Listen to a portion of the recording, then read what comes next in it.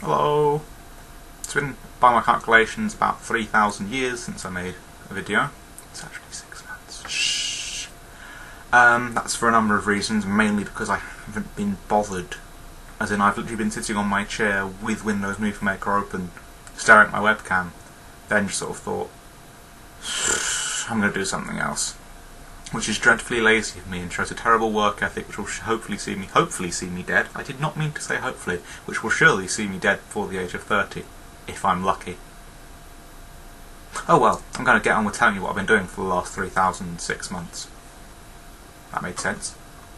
Firstly, as you'll see from my last video in which I had rather long hair and ranted about tennis players, I now no longer have really long hair, and I don't rant about tennis players so much these days, because I'm not that big on tennis.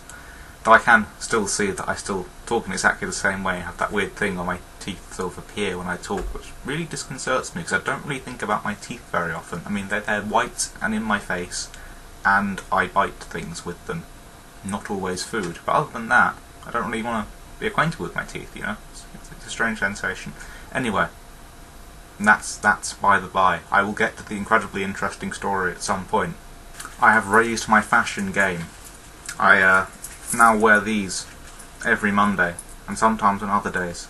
These are Y-yoke braces, and they make me look incredibly stylish and cool, and not like a 1920s gangster at all in the slightest. I have tweeted aggressively.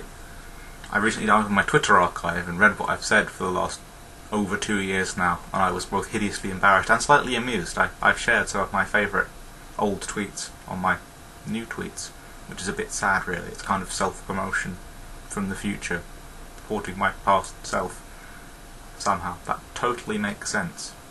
See, this is the kind of stuff you've missed. Really insightful social commentary from Barnaby here. You know, never anything superfluous or light-hearted. It's all serious stuff from me, talking about my Twitter archive, and the fact that it was slightly embarrassing.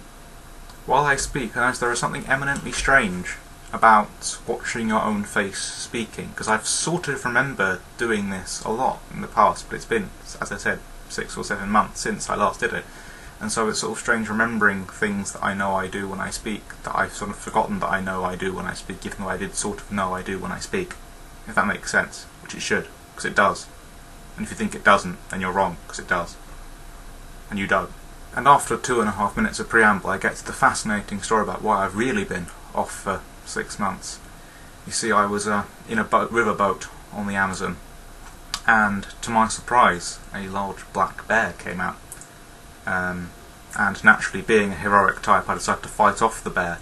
And obviously, as in most fights between humans and bears, the bear won, and I was left with no legs, stranded on the shores of the Amazon. Luckily, I was found by some native tribesmen who grafted me new legs out of wood. These might look like human legs, but they actually permanently look like I'm wearing a pair of black trousers, because that was the only wood they could find. They then lent me the elder's feet, who said he had no more need for them, and I am now like new, only with wooden legs, and the feet of a Amazonian tribesman. Which was fun, apart from the whole blinding horrible pain and being clinically dead for about 2 minutes. Apart from that, it was great. So ends my rather stilted and self-conscious comeback video. I promise that I'll be back at some point in the near future, with my usual mixture of zany comedy and socio-economic discourse. Before I go, I would like to show you the power I do actually have over you, which makes you watch my videos, which is the fact that I do actually hold the world within my hand, and can squeeze when I see fit.